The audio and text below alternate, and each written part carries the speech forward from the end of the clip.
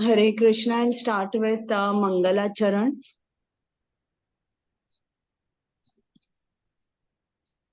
Om Ajnanatimirandhasya Jnananjana Shalakaya Chakshurunmilitam Yena Tasmai Shri Gurave Namaha. Shri Chaitanya Manobishtam Sthapitam Yena Bhutale Swayam Rupa Gadamayam Dadati Swapadantikam. Nama Om Vishnu Padaya Krishna Prishtaya Bhutale Srimate Bhakti Vedanta Swamin iti namine. Namaste Saraswate Deve Gauravani Pracharine Nirvishesha Shunyavadi Paschata Desha Tarine.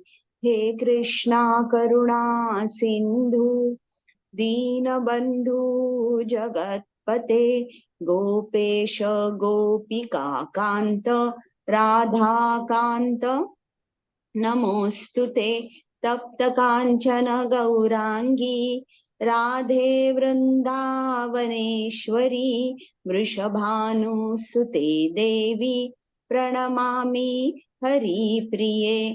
Jai Shri Krishna Chaitanya Prabhu Nityananda Shri Advaita Gadadhara Shrivasadi Gaur Bhakta Vrinda. Hare Krishna Krishna Krishna Hare Hare Hare Rama Rama Rama Hare Hare. Hare Krishna.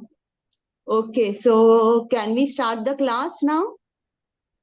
We'll do this section now where we'll discuss about worshippers and non-worshippers. Okay. First, my humble obeisances to Prema Mataji. She requested me to take the class. I'm sure you all are going to miss her, but I'll try my best to explain whatever this section C is there. So we'll try to complete this section. So I think Nikhil Prabhuji, you can go to the next slide. Okay, we'll take a quick recap of what we did last time. So this ninth chapter is known as the most confidential knowledge. So Krishna is telling Arjun that I'm giving this knowledge to you because you are my friend and you're non-envious. And he said that those who are faithless persons, they cannot attain this knowledge or they cannot attain me. Then going on ahead, we saw that this most confidential knowledge is also joyfully performed. It's very easy and it gives you the direct perception of Lord Krishna. Pratyakshavagaman dharmyam. So we saw all those, it's uttamam, pavitram. So all those, so many adjectives are used to describe this knowledge. After this, we saw that Sri Krishna has told us about his Aishwarya Dhyan, or the inconceivable potency of the Lord. Achintya Bhedabhed Tattva. So last time we saw that Nikhil Prabhuji, and again I took those verses 9.4 to 9.10.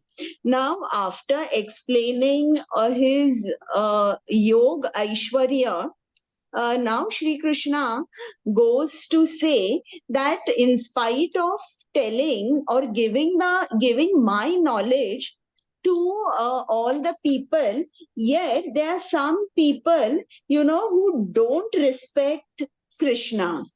They don't respect Krishna. They don't surrender to him. So why don't they surrender to him? And what does he call these people who don't respect Krishna? So that we will see in the verse 9.11. So I'll read the verse 9. Any one of y'all want to read the verse? 9.11. Rupa Mataji. Okay, Kirti Mataji. Yes, Mataji, I can. Okay, I think I told Kirti Mataji. Okay, yeah, you can start. Yeah, thank you, Mataji. 9.11. Avajananti mamudha manushim tanumashritam param bhavam ajananto mama bhuta maheshwaram. Okay, translation. Shall I read it, Mataji? Yes. Fools deride me when I descend in the human form. They do not know my transcendental nature and my supreme dominion over all that be. Hare Krishna. Okay, so here Krishna says that when I descend in the human form, the people think that I'm just like them. I'm an ordinary human being. So Krishna, who appears in a human-like form, is the supreme personality of Godhead. He's even higher than the four-armed Vishnu. But this is not accepted by the general masses. So we all know Brahma Vimohan Leela, that even Lord Brahma became bewildered when he saw Krishna eating food with the other cowherd boys. So when Krishna had just killed Aghasura and Brahma saw that he was surrounded by his cowherd boyfriends and he's carrying a lump of food in his left hand and feeding them. So Krishna thought that how can this boy be the supreme personality of Godhead? Okay, so when Brahma can become bewildered, what about people like us? Huh? So the other people who think that Krishna has acquired this wonderful form and has got a lot of strength and lot of siddhis and yogic powers because of his past karma and tapasya. But he is just like us, he is ordinary. So their conclusion is he is ordinary. There are some others, who think that the supreme personality of Godhead is impersonal, devoid of attributes, and they think that since absolute oneness cannot be understood, that is why the absolute has to assume a form like Krishna or Prabhu Ramachandra. So we must note that the personal form of the Supreme Lord is a divine form. It is not material like us. Okay, and that form, though appears material like us, is devoid of all defects. Okay, and so here Krishna has called the people who think him to be an ordinary human being as Mudha. Mudha means foolish. So the pure devotees who accept his eternal, blissful, and full of knowledge form, they are the only ones who surrender to him and they engage in the devotional service of the Lord. Now, see, we know that here the human beings, they will be either in mode of goodness, mode of passion, or mode of ignorance. Now, those influenced by the mode of goodness, they will see Krishna as a very special person. He is very competent, but they may not accept him as Lord, as the Supreme Lord. Those who are in the mode of passion, they will see him and they will think that he's just like us. What is so special about him? And those in the mode of ignorance, they will see him and they will think, oh, he's so egoistic, his character is worse than us. So by different modes, you are going to look at Krishna in a different way. You know how Shishupal has insulted Krishna. So when he insulted Krishna, Shishupal was thinking that I have a better character than him. I am much above him. So this is how different people by different modes, influenced by different modes, see Krishna still as an ordinary human being and not as the supreme Lord. So here Srila Prabhupada has given a very, very long purport to this. And in this, in the shloka, there is one word known as manushin. Okay, so the meaning of the word manushim is in a human form. So we see that when Krishna descended, his body is called Manushim because he's acting just like an ordinary man. Okay, he's Arjuna's friend. Now he's a charioteer of Arjuna in the battle. He's a politician. He's involved in the battle of Kurukshetra. He went to make peace with Duryodhan. So in so many ways, he's acting just like an ordinary man. But actually, his body is Satchit Ananda Vigraha. So ahead, Srila Prabhupada has said that there are so many scholars, but even these scholars, they deride Krishna as an ordinary man. So Prabhupada says that these scholars, they may be very intelligent people. They have also maybe done good work, but due to poor fund of the spiritual knowledge, they cannot accept Krishna as a supreme Lord. And therefore, even though these may be scholars, here they are known as Mudha because they consider Krishna to be an ordinary human being. So we all know that this is, if we show no faith in Krishna, if we consider him as an ordinary human being, what will our fate be? So this is given in the next shloka. But here still Srila Prabhupada has also spoken about why people think that he is an ordinary human being. So in the second last para, Srila Prabhupada has said that those who are infected with Mayavadi philosophy, they are the ones who just try and prove that Krishna is an ordinary man. Okay, but we should take note of the Vaishnav Acharyas and what do the Vaishnav Acharyas say? Jiva Goswami or Vishwanath Chakravarti Thakur. What do they say? That we have to see. We do not have to see what these Mayavadis say, though they may quote some verse from the Bhagavad Gita or Bhagavatam, but their interpretation is not correct. Can someone read the second last paragraph in this verse, so then we will, and get a better understanding? Anyone wants to read?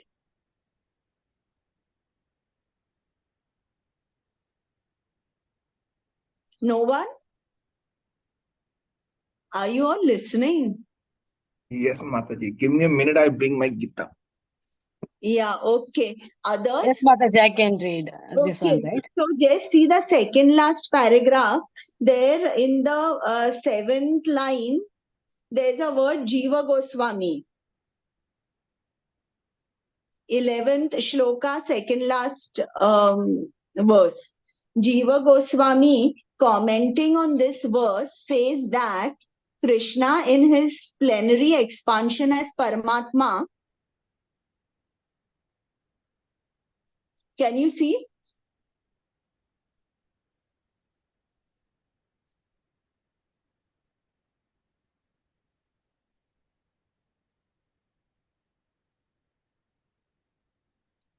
Hare Krishna, Manjula Mataji. Hare Krishna, Mataji. Okay, are you reading? From Bhagavad Gita, Mataji. Yeah, you have it. I have it. I'm opening it, Mataji. One second. Okay, in my book, it's page 444. Okay.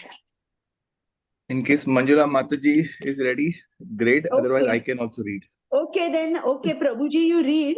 It is the second last paragraph, seventh line, eighth line, sorry. Jiva Goswami commenting on this verse says that Krishna in his plenary expansion. Yes.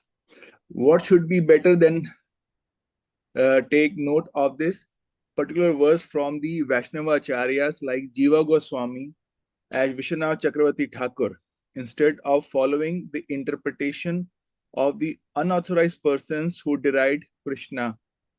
Jiva Goswami, commenting on this verse, says that Krishna, in his plenary expansion as Paramatma, is situated in the moving and the non-moving entities as the super soul.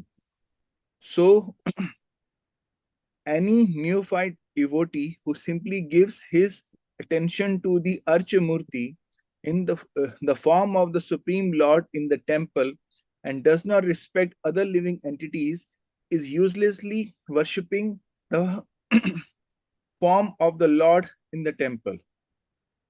There are three kinds of devotees of the Lord, and the neophyte is the lowest stage. The neophyte devotee gives more attention to the deity in the temple than to other devotees. So Vishwanath Chakravarti Thakur warns that this sort of mentality should be corrected.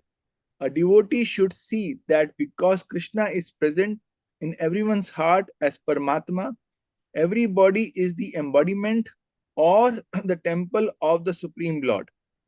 So as one offers respect to the temple of the Lord, he should similarly properly respect each and every body in which the Paramatma dwells. Everyone should therefore be given proper respect and should not be neglected. Should I Hare continue? Krishna. Hare Krishna. Yeah, so here Srila Prabhupada mentions about the neophyte devotee, and this mentality should be corrected, it is said. So we know that the three types of devotees, the neophyte stage or the third class devotee is the Kanishtha Adhikari, then is the Madhyam Adhikari, and the topmost devotee or the first class devotee is the Uttam Adhikari. So we must always strive to become Uttam Adhikari and make sure that we respect everyone. We may not associate with those who are envious and but at least in our mind we must give respect to such people, but not take their association. Okay, so we'll go to the next now. Next, Sri Krishna has said that what is the fate of the people or of these mudhas, or those who are atheistic, or those who consider him as an ordinary human being. So now let's see what is said in the next shloka in the 12th verse.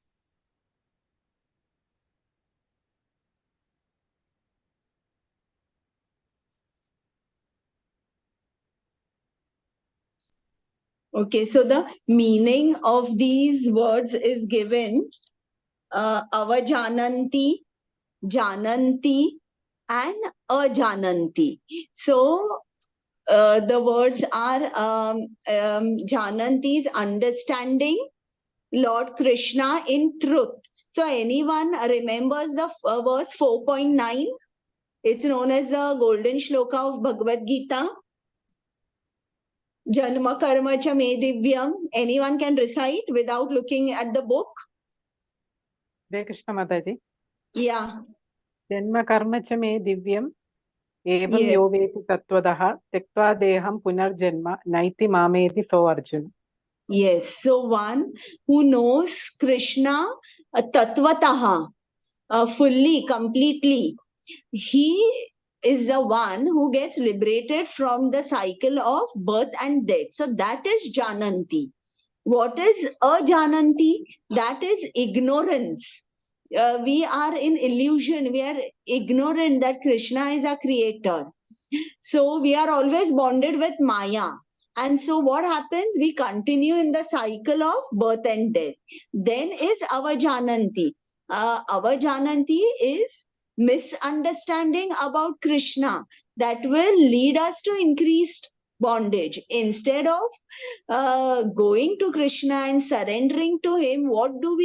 We deride him. So this is this causes great suffering. We do not accept his personal form. So that is how we go away from him. Okay, now the next slide. 9.12. Okay, so who wants to read the shloka as well as the translation?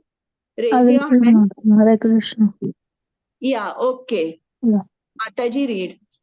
Mogasha karmano moga jnana vichetasa rakshasim asurim chaiva prakritim mohinim shritaha. Those who are thus bewildered are attracted by demonic and aesthetic views. In the deluded condition, their hopes for liberation, their fruitive activities, and their culture of knowledge are all defeated. Yes. So Thank here, you. Sri Krishna has said that those who consider him as an ordinary man, so they are in a deluded condition. They can never get liberation. They can never get knowledge. Okay. So now we have to see that there are many atheistic views relating to the personal form of God. So some people will declare that God cannot descend in this world in a personal form. They will not believe, even when Krishna says that I descend to protect my devotees, paritranaya sadhunam vinashaya cha dushkrutam. So, and to establish the principles of religion, I descend. But no, they will say God can never descend in this world in a personal form. They will say that Sri Krishna is not the Supreme Lord. He is some person who has got mystic powers. Then there are devotees who assume themselves to be Krishna conscious, but at heart they do not accept Krishna to be the supreme personality of Godhead. Yet there are some people who are engaged in karmakand rituals for their material well-being. Some are engaged in Ashtang Yoga for liberation. Some are engaged in Gyan Yoga for knowledge and Brahman realization. So all these theories, I told you so many, 5-6 theories I told you. So all these are incorrect. And when you have these theories fixed in your mind, that time your intellect becomes deluded with the material energy. And then what happens? What is the result of delusion? Krishna says that these people possess demoniac natures. They do not harbor divine sentiments towards the personal form of the Supreme Lord. They cannot engage in devotional service. Their eternal welfare cannot take place. They cannot go back to Godhead. All their aspirations are crushed when they think that Krishna's form is material. So this is what happens when we think that Krishna is a ordinary human being. We have to take birth again and again, and that too birth in the species of atheistic and demoniac people. So this is the result of a result of not accepting Krishna as the Supreme Lord and thinking him to be an ordinary human being. Srila Prabhupada has also said that the material body which we are having, it cannot perform wonderful acts like how Krishna had performed. Now, can you tell me some of the wonderful acts that were performed by Krishna? Unmute and speak. Lifting the Govardhan hill. Yes, correct. Anything, anyone else wants to add?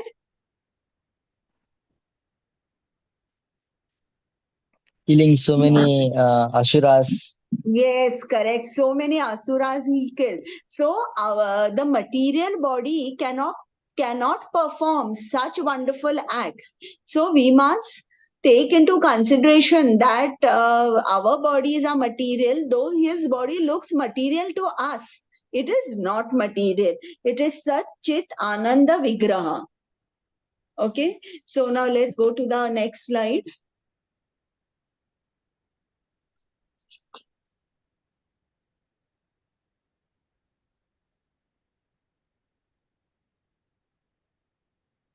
Here in the 12th Shloka, Srila Prabhupada has quoted the Bruhad Vishnu Smriti. So I'll just read the English translation of it. One who considers the body of Krishna to be material should be driven out from all rituals and activities of Shruti and the Smriti. And if one by chance sees his face, one should at once take bath in the Ganges to rid himself of the infection. Means, see, they have gone to such a extent. Even the Shrutis, this Bruhad Vishnu Smriti has said that if you see a face of a man who derides Krishna, immediately you should go and take bath in the Ganges and purify yourself. So this is like to that extent. Okay, and for us, if we come across such people, who deride Krishna, what we have to do is we have to chant. Chanting also has a purifying effect on our mind. It's just like bathing in the water of Ganges, or even higher than that. 13, okay, the next slide. There are some words over there in the next slide. The slide ahead, 9.12, I think no. Yes, some of these words. Okay, faith of those who out of bewilderment disrespect Krishna's form. So there are two types. I already told you, they're attracted by the demoniac and atheistic views, and their hopes for liberation, fruitive activities, and culture of knowledge are all defeated. Okay. We'll go to the next slide. Okay, so now Krishna has told us that what happens to those who consider him as an ordinary human being, or in other words, those who do not accept him as the Supreme Lord. What happens to them? We saw that they take birth in the demoniac family. They are attracted by the atheistic views.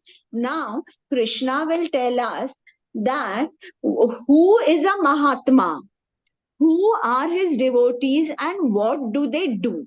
Okay, so here we'll see the definition of a Mahatma. Who wants to read this verse and the translation? I can read, Master. Okay, I want someone else. You have already taken a chance.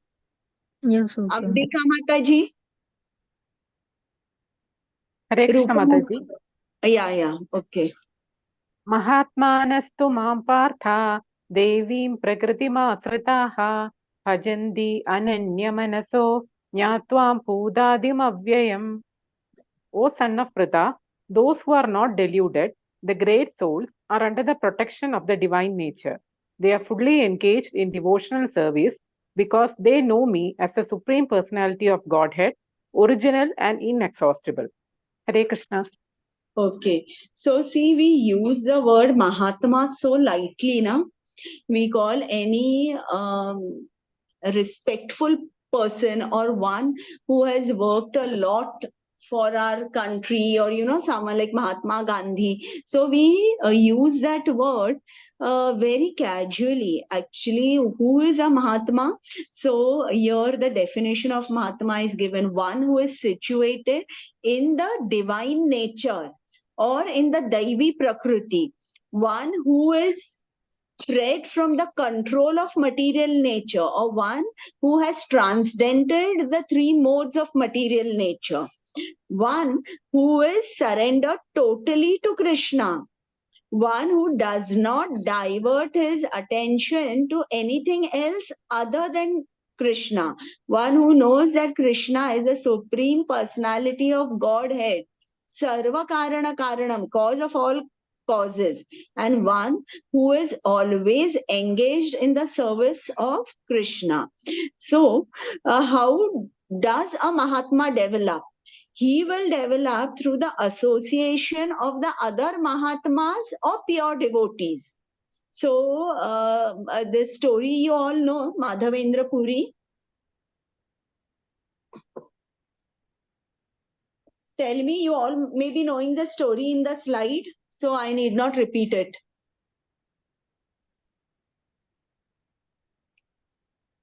Why you all are not speaking? Yes, no, I don't know. I don't know, Mataji. You really don't know the story? Okay, Don't know, Mataji. you also It's don't know? Madhavendra Puri, no, Mataji? Yes, but looks like many people don't know the story. Okay, I will tell you the story. Madhavendra Puri, the Swamiji you see who's sitting over here, was a pure devotee of Krishna, and he was staying in South India. So, being a devotee of Krishna, so what do devotees of Krishna do? They will chant all day. They will like to go and see his temples, take darshan of Krishna. So once he decided to go to Vrindavan, and he went to Vrindavan. He took darshan in all the temples. He did Govardhan Parikrama, and by that time it was evening.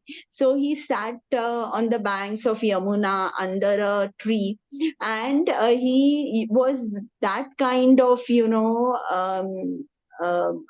devotee who would never go door to door for asking bhiksha. He would always be chanting, and these great Mahatmas or these pure devotees, they're not in the bodily consciousness. So they are, above hunger, thirst, and everything. So food is the last thing, which is there on their mind. For us, if we sit to chant 5 hours, 6 hours, after that we are going to feel hungry, we feel thirsty, right? But these people, these Mahatmas are, at the soul level. So he had that, he would just chant, but always it would happen that someone would come and feed him, give him some fruit, food, some milk, something they would give him. So that particular day, he was tired, and he was sitting and chanting on the banks of Yamuna. So that time, a small boy came to him, and this boy said, Baba, my mother has given you a pot of milk. Please drink the milk. I know you're hungry from the morning. So this Madhavendra Puri said, yes, I'm hungry, but how do you know I'm hungry? So this boy said that my mother, we stay in this village, and my mother knows everything. She's a very intelligent lady. Whenever she sees any Baba, she often tells me, go and give him fruits, go and give Swamiji milk, go and give him food. So she has today given you a pot of milk. Please drink the milk. And after you drink the milk, don't throw this pot. I will come and collect the pot. Now my cows have gone for grazing. I have to take them home. And while going home, I will take this pot. Okay, so Madhavendra Puri drank the milk. It was very delicious, and he washed the pot in the water and waited for this boy to come. But this boy didn't come. Then he asked some villagers. He told them there's a boy, and he described this boy, and he takes cows for grazing. He gave me milk. Do you know where he stays? It seems that he feeds so many Swamijis who come to Vrindavan. So then all the people said, no, we don't know of any such boy. And then when he waited and he didn't come, it was late night. So he slept. And when he slept, he had a dream. And in the dream, he saw the same boy. And this boy told Madhavendra Puri, don't you recognize who I am? You don't know who I am? I am, you didn't recognize me? I'm Gopal. I'm Krishna. So Madhavendra Puri said, "Oh my God, Krishna!" And he felt very bad. He took service from Krishna. Then Gopal, he said, "My name is Gopal, and now I will just give you a small work. Will you do that work for me?" So Madhavendra Puri said, "Yes. What work I need to do?" So he said that on the Govardhan hill, he told him exactly where to go. There are many thorny bushes over there, and I am over there in between the thorny bushes. Can you remove me? Can you give me a good bath? I'm hungry. Can you serve me nice food? So Madhavendra Puri said, "Okay." And immediately he woke up, and he was feeling very sad that he took service from Krishna. So at the break of the dawn, when he saw some few villagers coming out of their houses, he called them and he told them that he had this dream and would they accompany him on Govardhan. So they all went, and in the dream, the exact place where Gopal had told Madhavendra Puri found a nice idol of Krishna, and then he removed the idol and he bathed, did Abhishek puja, offered a variety of foodstuffs, called all the people in the village. They did bandara, and they had nice food and a nice ceremony. Then after a few days, again in Madhavendra Puri's dream, Krishna came, Gopal came, and Gopal said that my body is burning. So can you get some sandalwood for me from Malaigiri, and can you apply that sandalwood paste on me? So then Madhavendra Puri said yes. Then he went, and sandalwood any now also is costly, but that time also it was very costly. So Madhavendra Puri went to the king of Puri and requested him for the sandalwood and got the sandalwood. He applied the sandalwood, but while coming back, he applied this sandalwood for Gopinath. There again he had a dream, and in the dream Gopinath at Remuna told him that I am only Gopal. I'm not different. So you give me the sandalwood, and I want that sandalwood for me. So he gave the sandalwood, and then the deity, the Gopal deity, Madhavendra Puri, carried it with him, and on the way they were going in a bullock cart. At one place the bullock cart got stuck, and how many people tried to push it, but it wouldn't move. So Madhavendra Puri realized that Krishna wants to stay here. So now this deity of Krishna you see today as Srinathji in Nathadwara. Okay, so this is the story of Madhavendra Puri. So these are the pure devotees. They are not even attracted by Krishna's other features, such as the four-armed Vishnu.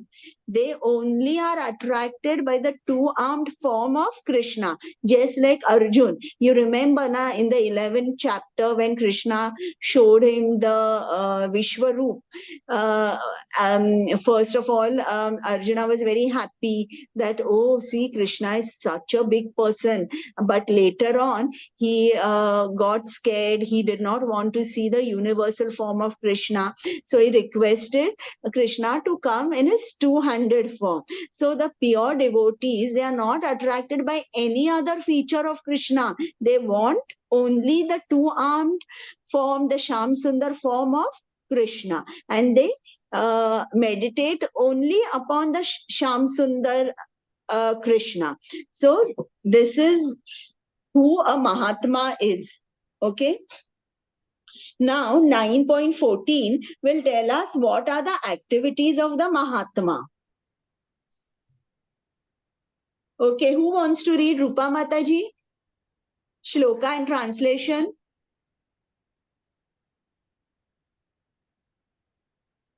No? Okay, who wants to read the Shloka 9.14? Yes, Mataji, Hare Krishna. Okay. I'll read Mataji. Yeah. सततं कीर्तयन्तो मां यतन्तश्च दृढव्रताः नमस्यन्तश्च मां भक्त्या नित्ययुक्ता उपासते. Always chanting my glories, endeavoring with great determination, bowing down before me, these great souls perpetually worship me with devotion. Okay. So you see here in the same verse, two words are used which actually mean the same thing.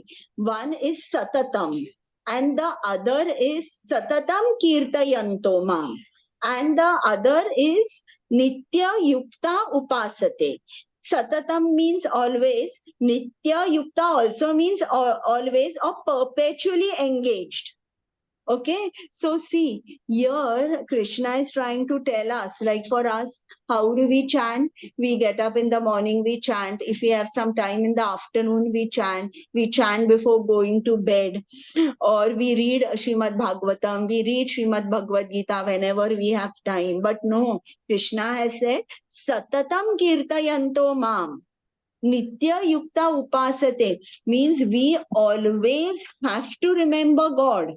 Always, regardless of our duties, regardless of our work, at the background, Krishna must always be present. We cannot have one moment where we have forgotten Krishna. And the more you follow Srila Prabhupada's instructions, the more you will realize that you can become perpetually engaged in Krishna's devotional service. Okay, so but we are not following all the instructions. That is why we are falling short of so many things. So Mahatma is the one who serves, glorifies Krishna regardless of time and place. He offers his obeisances, chants a fixed number of rounds with great determination. Okay, now here again in the shloka, there is one word which again is used twice, the word mam. Satatam kirtayanto mam. And then again, namasyantascha mam bhaktya. The word mam is used twice in the shloka, indicates that these activities are offered only and only to Krishna, not to anyone else. Okay, the chanting of the glories of the Lord is called kirtan. Satatam kirtayanto. What is kirtan? Chanting the glories of Sri Krishna. So singing glories of the name, form, qualities, pastimes, abodes, or the associates of the Lord is called kirtan. And kirtan is one of the most powerful means of practicing devotion. Kirtan, in kirtan, three things are automatically come in kirtan. One is shravanam, kirtanam, smaranam, hearing, chanting and remembering. So you get the benefit of all these three when you do kirtan.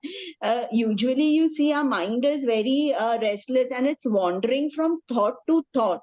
But hearing and chanting engage the knowledge acquiring senses in the divine realm, which helps to bring the mind back to the lotus feet of the God. See, mind is not going to listen to you. We all have that experience. Now, while we are chanting, our mind is wandering.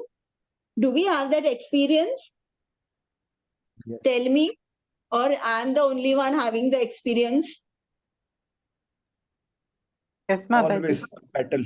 Always, Mataji, yes. Yes, so mind is restless. So why? See, when you're doing japa, you are chanting the names of Krishna, or you're chanting the Maha Mantra. But sometimes mind also desires variety. Okay, just like our food, every day, can we have the same kind of food? Tell me. Yes, no? No. You can't have the same food every day. your tongue will ask for something else. Similarly, mind also desires variety, which it gets through the medium of kirtan. So in kirtan, you are glorifying the names, the virtues, the pastime, the abodes of Lord. You are chanting loudly, and the divine vibrations which are involved in the kirtan make the entire atmosphere very holy, auspicious, Mangalmay. So there were so many great devotees who have done kirtan. One of Tukaram, Narsi Mehta, Mirabai. So there's so many devotees who have done kirtan. So I'll just tell you something about Tukaram. So, in Vaikuntha, you know that everything has got a form. Okay, nothing is there which does not have a form. Even the holy name, they say, has a form, and that form is known as Nama Prabhu. So once all the pure devotees were having a meeting, and they were discussing that some of us must go down in the earth and help these fallen souls, revive Krishna consciousness in them and get them back to Vaikuntha. Because all the pure devotees of the Lord, all the pure Vaishnavas are very compassionate. So then they told Nama Prabhu that you go, okay, and you tell all the people that what you have to do. So it is said that Nama Prabhu came as Tukaram. And like when the children go for classes, 10 standard, 12 standard, they're given so many Xerox notes, okay, in the classes. And they've been asked to study, they give important questions, so many Xerox notes are given. So just like that, what do the pure devotees do in Vaikuntha? That Xerox Tukaram has got here for all of us. And he is telling us through his abhangam, it means through his poems, which he wrote, that in Vaikuntha, all the pure devotees are doing this. How they are glorifying the Lord, how they are serving the Lord, how they are engaged in devotional service. And my dear people, you also do the same thing, because the Supreme Lord loves the glorification. Supreme Lord loves when you chant his name. And this is the only way you will get out of the material world. So these are the Xerox notes. All his abhangas, all the poems of Narsi Mehta, or all these people. So they are like Xerox notes. When we read them, not only can we sing them, but when we read and understand the deeper meanings of these verses, we realize that this is the only way we have to follow what the pure devotees tell us and get out of this material world. Okay. Which is the next shloka? 15. Is it the next section?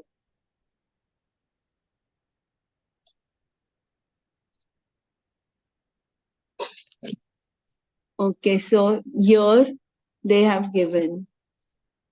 Okay, 9.15. Okay, we will just read what Srila Prabhupada has given in text 14, the second paragraph in devotional service. So we'll see what other things are done in devotional service. Who wants to read?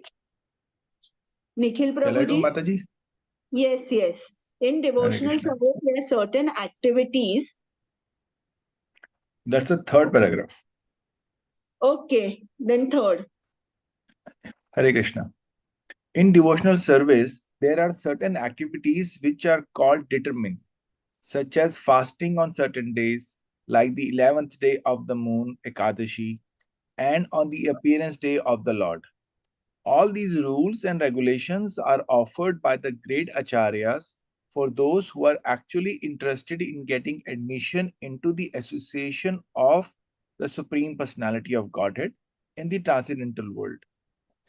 The Mahatmas, great souls strictly observe all these rules and regulations, and therefore they are sure to achieve the desired result. Yeah, the other paragraph also. Okay.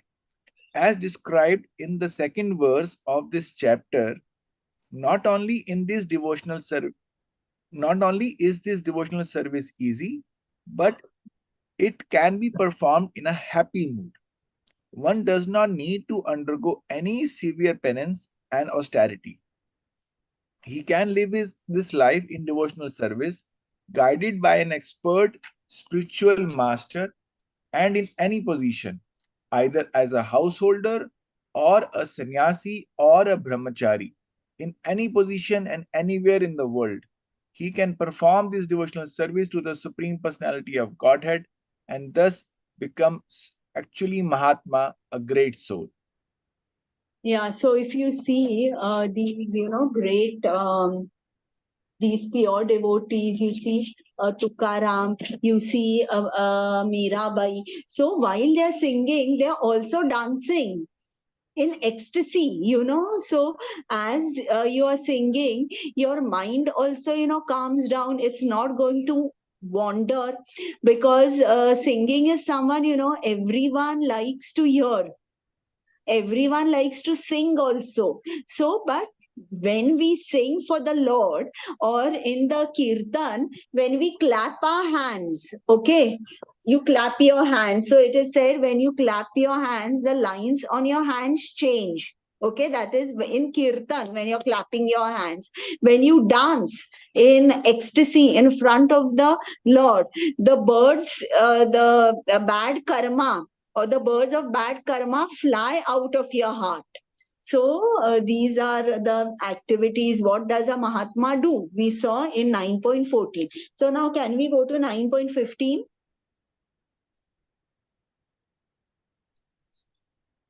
Who wants to read the shloka?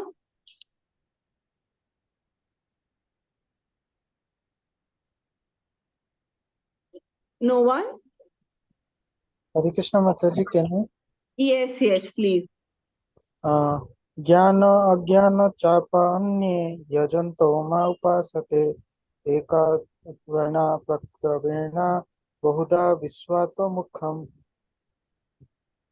Read the translation. Other who engage in sacrifice by the cultivation of knowledge worship the Supreme Lord as the one without a second, as diverse in many and in the universal form. Yeah, okay. So those who are Hare Krishna. Someone said something? Okay. So those who are pure devotees of the Lord, we know they are known as Mahatmas. They know only Krishna and nothing else. But there are other people also who worship Krishna. So we can make a division of the three levels of Krishna worshippers. So one is the Mahatma we just saw. The other level of Krishna worshippers are the Sukritin. So you have to tell me who are the Sukritin. And the third level of Krishna worshippers are the Jnani. So can you tell me who are Sukritin? I will give you the verse 7.16. Who are Sukritin?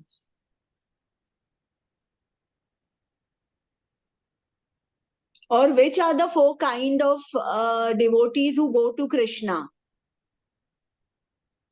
The distressed, the desirer of wealth, Yes. the inquisitive. Yes. So these are the devotees who are called Sukritin. Okay, means they are going to Krishna. So one level is Mahatma, the other level who go to Krishna are the Sukritin, and the third level of Krishna worshippers are known as the Jnani. They are engaged in the worship of the absolute truth. So in this verse, in the 15th verse, the Jnanis are discussed. Now again, in the Jnanis, they have said the worshippers of Krishna are of three types. The first one is Ekatvena. The second is Pruthakwena, and the third is Vishwato Mukham. Now we will see the meanings of Ekatvena. Meaning of Ekatvena is in oneness. Pruthakwena is many in diversity. And Vishwato Mukham means a universal form. So what is Ekatvena worship? In this, they worship Krishna in oneness, thinking themselves as God. Aham Brahmasmi. God is within me. I am God. Okay, and elaborate discussion of this you will see in the verse 12.1 to 12.5. You know, where Krishna has said that these people also can reach me, but the path is very difficult. So, can someone read 12.5 only the translation of the verse, so you will get to understand better what is Ekatvena? Who will read? Okay, Mataji. Shall I do? Yeah, only the translation. For those whose minds are attached to the unmanifested, impersonal feature of the Supreme, advancement is very troublesome. To make progress in that discipline is always difficult for those who are embodied. Yes. So here, this is Ekatvena worship. It is impersonal worship. Okay. Now, Pruthakwena. Pruthakwena is they worship Krishna in diversity in many forms as devatas.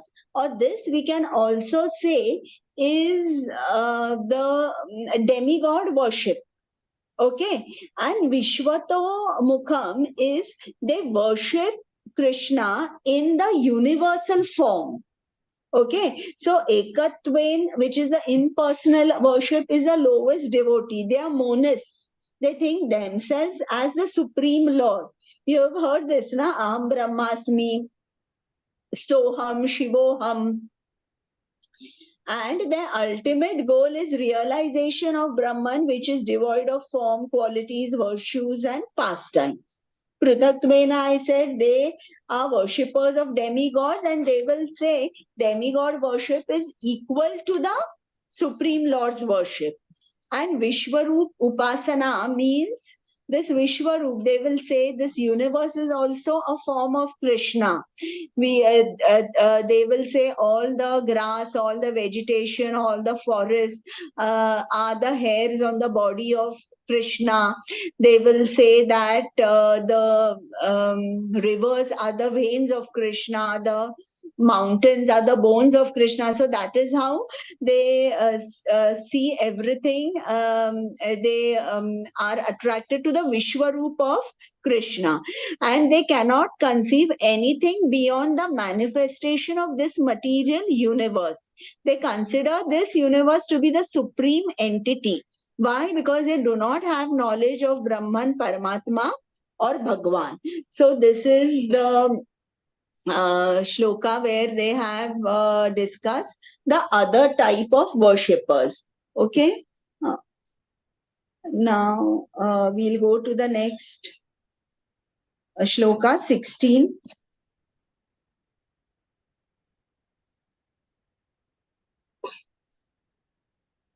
Who will read the shloka and the translation?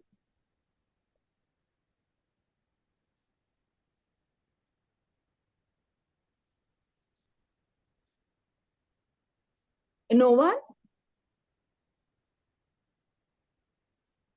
Okay, Kirti Mataji. Hare Krishna Mataji. Hare Aham Krishna. kratur aham yajna swadaham aham aushadam mantro aham evajyam aham agnir aham hutam. Translation.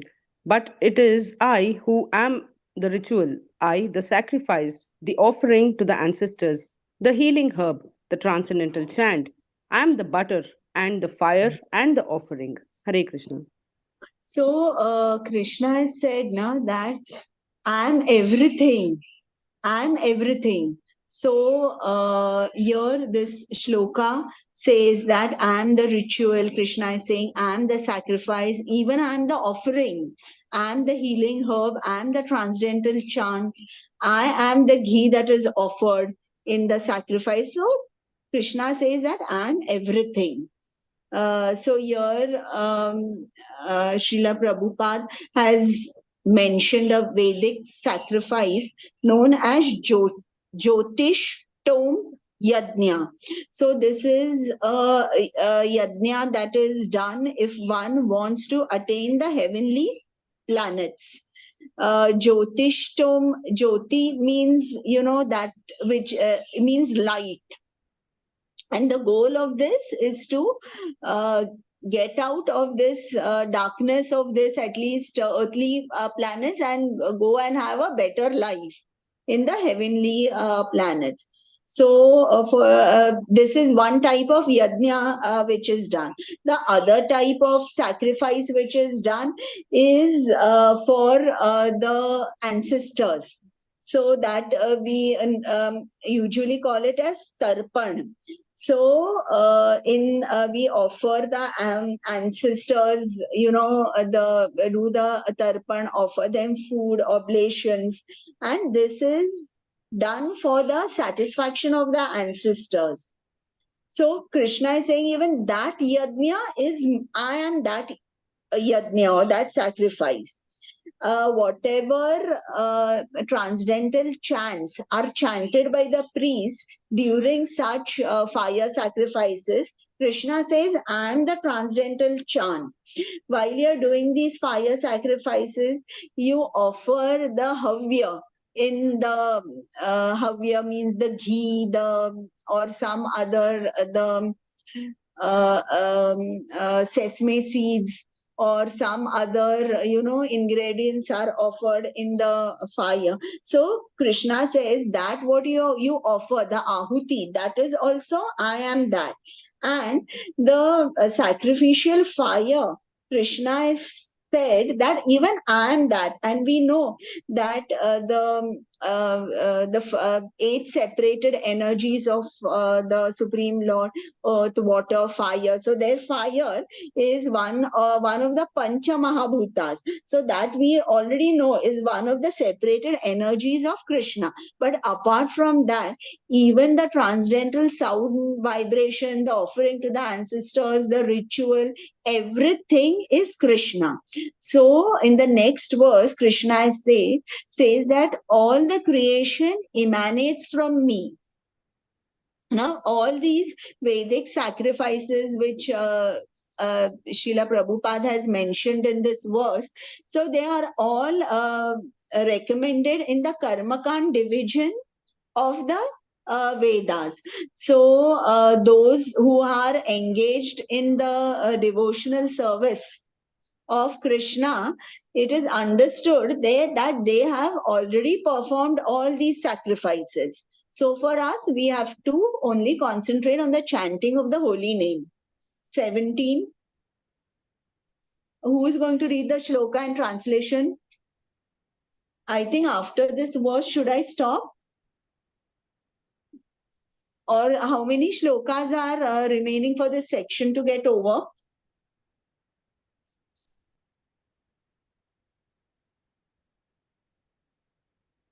Okay, we'll take up the shloka. Who can recite the shloka and read the translation?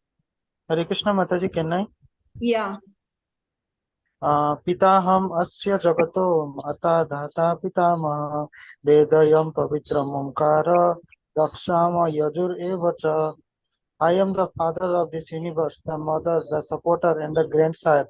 I am the object of knowledge, the purifier, and the syllable Om. I am also the Rig, the Syam, and the Yajur Vedas. Hare Krishna Mataji. So here what Krishna has said, I am the father, the mother, the support, and the grandsire. I am the object of knowledge, purifier, the syllable Om. I am Rig, Sam, and Yajurved. Okay, so so this tells us in one line. If you want to just put the shloka, it means the creation emanates from Krishna. Everything is Krishna.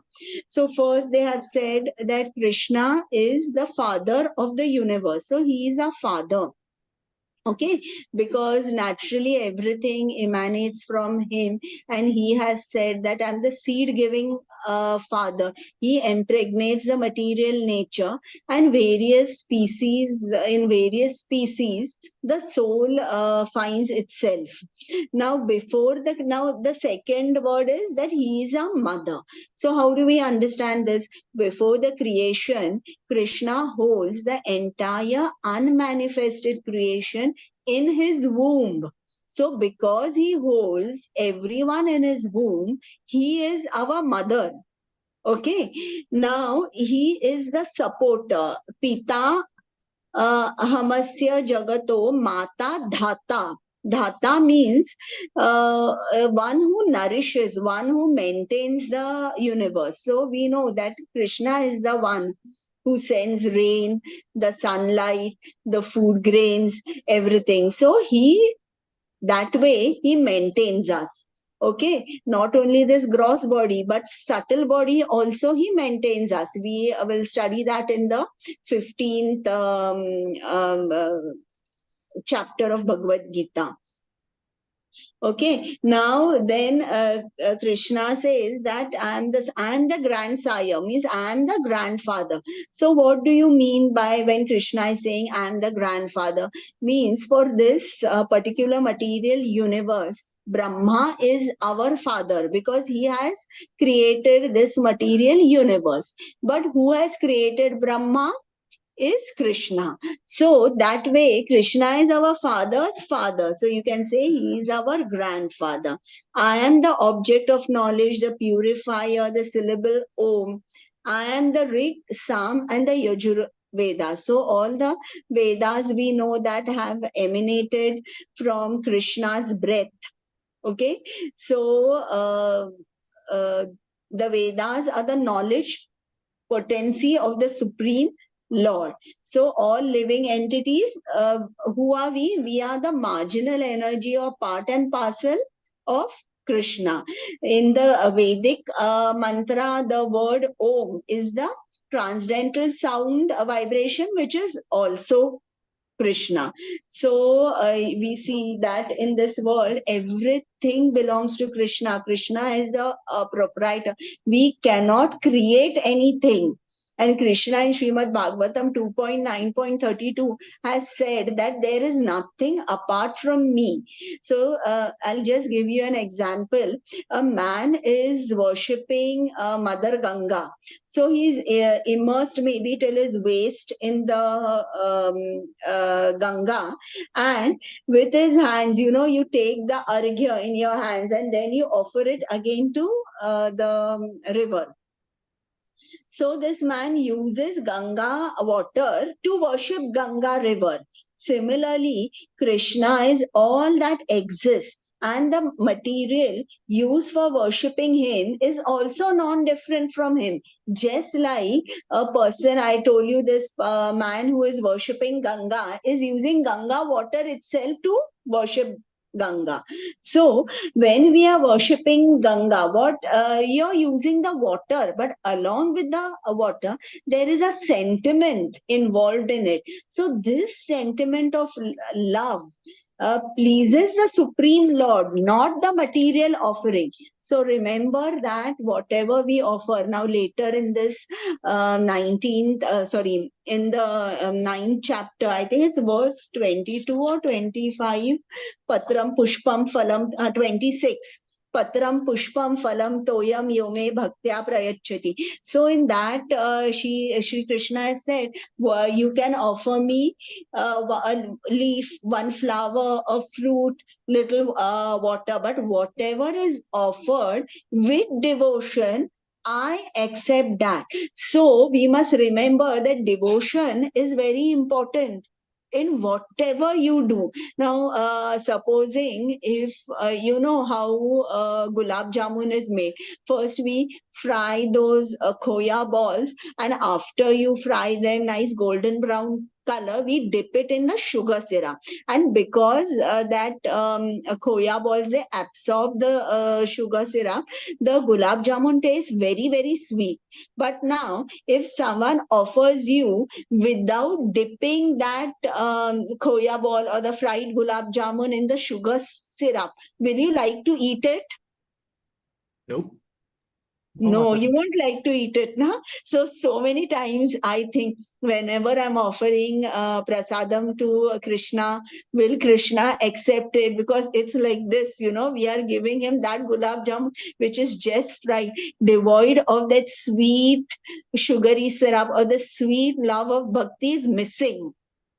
So we must always remember, whenever we are offering him anything, we are like the man who is standing in the Ganges is offering the water only, Ganga water only to the Ganges. Like that, whatever is here, we are just offering him his own created things. But we, in that, Krishna wants us to put our love in it, and then he will offer it, and then he will accept it.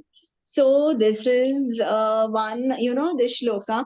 And so when I, you know, read this shloka, when I'm teaching the level 2, so many times I just wonder, you know, why Krishna has said Pita, Mata, Dhata, Pitamaha, like why so many relations he has said. So one, you know, thing just came to my mind. All of us, you know, are so much in the bodily relations. Like each one of us has a family, we have friends, and we are continuously, you know, in the body consciousness. So and so is my mother, so and so is my father, so and so is my son, my sister, brother. So many bodily relations. But here, Krishna is kind of reminding us that I am the one. I am the one whose relation you have to maintain a relationship only with me. Because I am everything. The all other relationships you have in your life are temporary. Don't get attached to them. Though you love them, you respect them, but your attachment should be to me, because I have created you. You know, it's just like they give this examples many times in the Mayavadi philosophy, that when you're standing on a beach and there is this ocean and you see the waves from far away, they are coming, two waves coming, you know, playing mirthfully, and they come and slowly their speed decreases, and after a while they become one with the ocean. So the two waves are compared maybe to two friends or two sisters who are having a deep relationship with each other. From far it looks, you know, two waves are coming. Once one wave is ahead, then after a while the other wave goes ahead. So it looks as if they're playing together. But what happens afterwards? Their speed decreases and the waves become one with the ocean. Did the waves have any relationship with each other? Tell me. They're part of the same river, Mataji. Yeah, so maybe they had a temporary relationship with each other, but actually their relationship was with the ocean. Okay, and then they merged with the ocean. So, like that, our relationship is only with Krishna, and we have to go back to Krishna. Okay, here we don't merge with Krishna, so we will be serving Krishna eternally. So our relationship is that of an eternal servitor. So it's just like that. We are in so many bodily relationships with everyone, but we are forgetting the most important relationship. Okay, our relationship with Krishna. So that is what, you know, when this this shloka, like, it just reminded me, why is Krishna speaking about so many relationships in this shloka? Okay, I think what's the time now? It's already past 4 o'clock.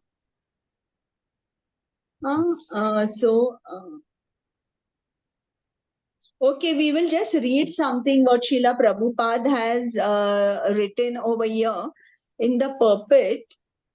So somewhere in the middle, Nikhil Prabhuji, will you read?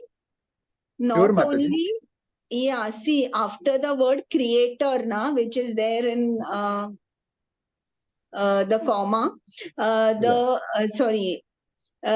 only are our father and mother part and parcel of Krishna. Did you get it? Yes. Yeah, sure.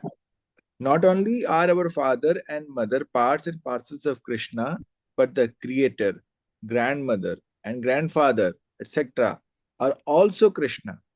Actually, any living entity being a part and parcel of Krishna is Krishna. All the Vedas, therefore, aim only towards Krishna. Whatever we want to know through the Vedas is but a progressive step towards understanding Krishna. That subject matter which helps us purify our constitutional position is especially Krishna. Similarly, the living entity who is inquisitive to understand all Vedic principles is also part and parcel of Krishna, and as such is also Krishna. In all the Vedic mantras, the word Om, called Pranava, is a transcendental sound vibration and is also Krishna. And because in all the hymns of the four Vedas, Sam, Yajur, Rig, and Atharva, the Pranava or Omkara is very prominent, it is understood to be Krishna. Yeah, so we know that everything is Krishna. Okay, so I think we'll stop over here.